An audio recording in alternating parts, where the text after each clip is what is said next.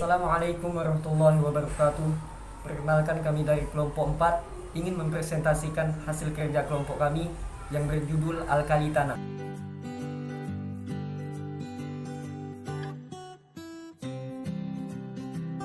Pengertian alkali tanah.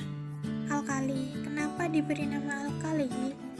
Karena saat logam alkali dilarutkan dalam air, maka membentuk spesies yang bersifat basa atau alkali, dan dengan mudah dapat dibuktikan dengan pH indikator atau kertas lakmus yang menunjukkan bahwa larutan tersebut memiliki pH di atas 7, yang berarti bersifat basa.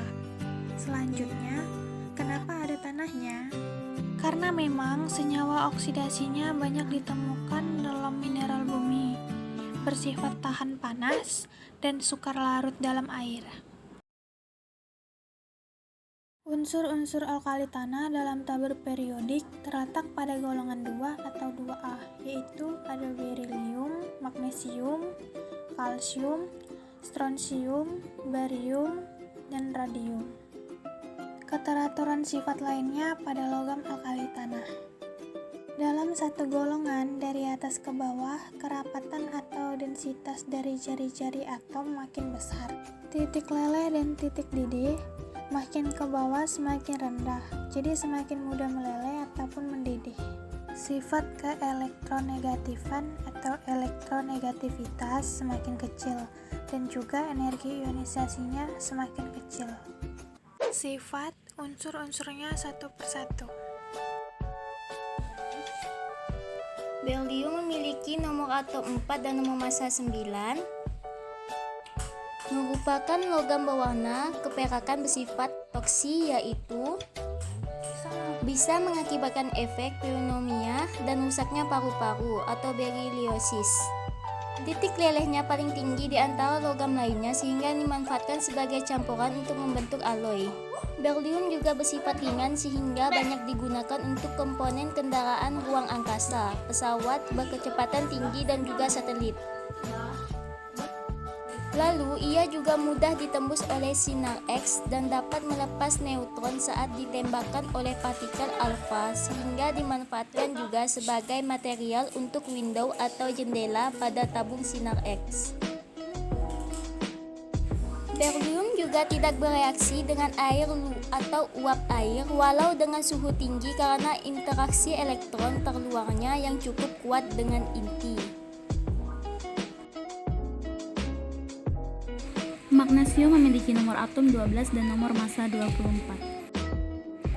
Selain bongkahan, kita juga bisa temukan dalam bentuk pita magnesium, dan bila bagian dari pita magnesium ini kita jepit dengan tang penjepit lalu dibakar dengan bunsen.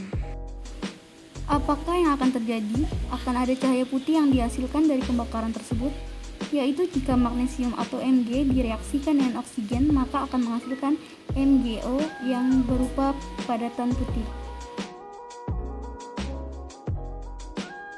Bagaimanakah dengan kalsium? Kalsium memiliki sifat yang hampir sama dengan magnesium, itulah kenapa biasanya sering dibanding-bandingkan. Kalsium memiliki nomor atom 20 dan nomor massa 40. Menurut kalian manakah yang lebih lunak, magnesium atau kalsium? Jawabannya adalah kalsium karena memiliki sifat yang lebih lunak, dan kalsium bisa kita jumpai dalam bentuk seperti ini. Apabila kita jepit dengan tang penjepit dan kita bakar dengan bunsen, maka apakah yang akan terjadi? Akan ada cahaya berwarna merah dan dihasilkan pula padatan atau serbuk yang berwarna putih yang merupakan hasil reaksi antara kalsium dan oksigen. Selanjutnya, bila kita sediakan air dan kita coba masukkan magnesium dan kalsium ke dalam air, kira-kira apakah yang akan terjadi? Magnesium memiliki intensitas yang lebih rendah daripada kalsium, sehingga kalsium lebih tenggelam sedangkan magnesium melayang dalam air. Apakah mereka akan bereaksi dengan air? Jawabannya iya. Mereka akan bereaksi dengan air, tetapi magnesium bereaksi lebih lambat dan bahkan harus menggunakan air panas. Persamaan reaksinya adalah Mg tambah 2H2O menghasilkan MgOH2 tambah H2. Sementara itu, kalsium lebih mudah terlarut dan bereaksi dengan air dingin, berbentuk kalsium hidroksida dan gas hidrogen.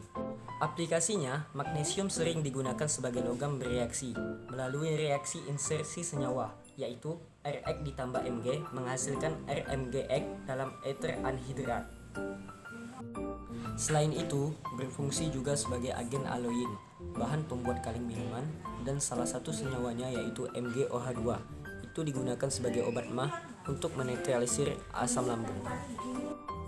Sementara kalsium bermanfaat untuk metabolisme tubuh, baik untuk pertumbuhan tulang dan gigi. Selain itu, juga sebagai pupuk, bahan konstruksi bangunan, dan juga agen aloin. Selanjutnya adalah strontium yang akan kita bandingkan dengan barium karena sifatnya yang hampir sama. Strontium memiliki nomor atom 38 dan nomor massa 87, 62 yang merupakan logam bersifat lunak dan berwarna kuning keperakan. Ia juga sangat reaktif dan juga membentuk lapisan oksida saat berinteraksi dengan udara. Oleh karenanya, strontium disimpan dalam minyak mineral atau minyak tanah. Karena sifatnya yang reaktif ini, logam strontium mudah bereaksi dengan air dingin membentuk strontium hidroksida. Fungsinya antara lain adalah untuk mencegah emisi sinar X pada tabung sinar televisi berwarna.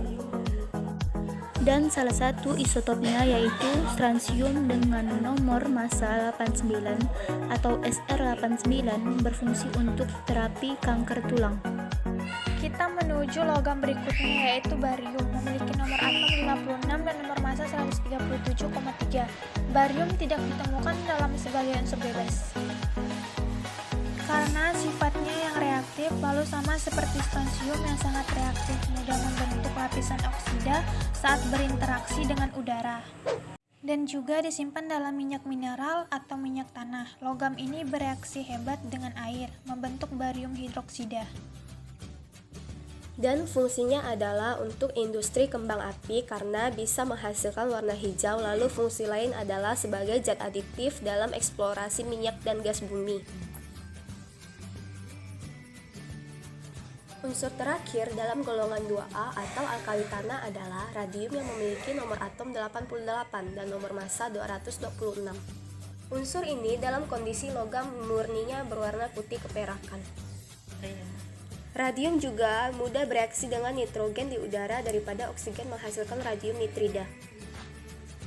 Unsur ini semua isotopnya bersifat radioaktif, jadi memiliki efek yang berbahaya bagi kesehatan, dan isotop yang paling stabilnya adalah Ra226. Peluruhan radium menghasilkan senyawa yang dapat berfluoresensi atau menyala dalam gelap. Sehingga dulu banyak digunakan untuk bahan pelapis pada jam. Sampai setelah diketahui bahayanya, peneliti lebih cenderung dari bahan pengganti yang relatif lebih aman. Unsur ini sangat populer dan ditemukan pertama kali oleh Marie Curie dan suaminya dalam biji uranium yang bernama uraninit, yang lalu diisolasi untuk diekstrak logam murninya melalui elektrolisis senyawa radium klorida. Begitulah teman-teman penjelasan singkat dari kelompok kami tentang alkali tanah. Sekian dan terima kasih dari kelompok kami.